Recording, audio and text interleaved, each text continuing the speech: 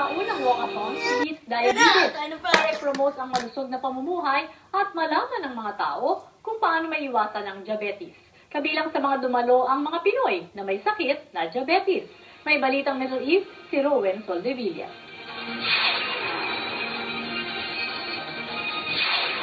Matagal nang iniinda ni Mang Charlie De Leon ang kanyang diabetes. Simula na magkaroon siya nito, marami ng mga ipinagbawal na pagkain. Ako'y isang diabetic. 10 taon na akong nag-take ng medicine para sa diabetic. Katulad ni Mang Charlie, bawal din magkasugat si Mang Moody Gonzalo dahil sa kanyang diabetes. Gusto kong mabawasan ng mga cholesterol po, meron tayong konting diabetic. Ang diabetes o diabetes mellitus ay pagtaas ng sugar sa katawan ng isang tao. Type 1 at type 2 ang dalawang klase ng diabetes.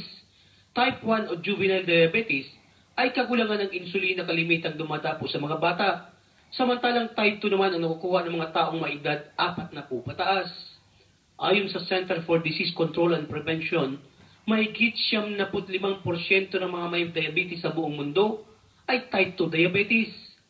Kalimitang nagkakaroon ng mga type 2 diabetes sa mga taong may edad 4 na po pataas dahil sa kakulangan ng ehersisyo at hilig sa pagkain ng mga matatamis. Kalimitang sintomas ng mga may sakit na diabetes ay ang mga sumusunod. Palagi ang pag-ihi lalo na sa gabi. Palaging nauuhaw. Pagkaramdam na laging pagod. At panglalabo ng mata.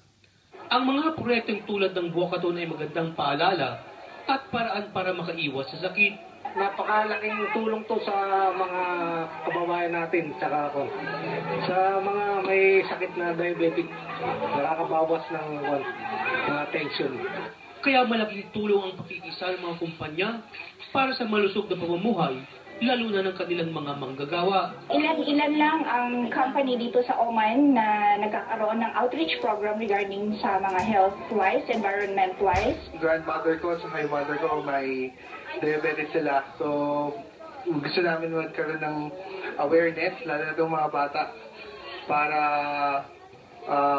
maging healthy lifestyle at saka makaiwas sa diabetes. Regular nang gagawin ni namang Charlie at Moody ang paglalakad. Pinayuhan din sila na magkaroon ng balanced diet, umiwas sa mga pagkain matatamis, at regular na pag-ehersisyo. Nagbabalita sa Middle East, Rowen Soldevilla, Muscat, Oman.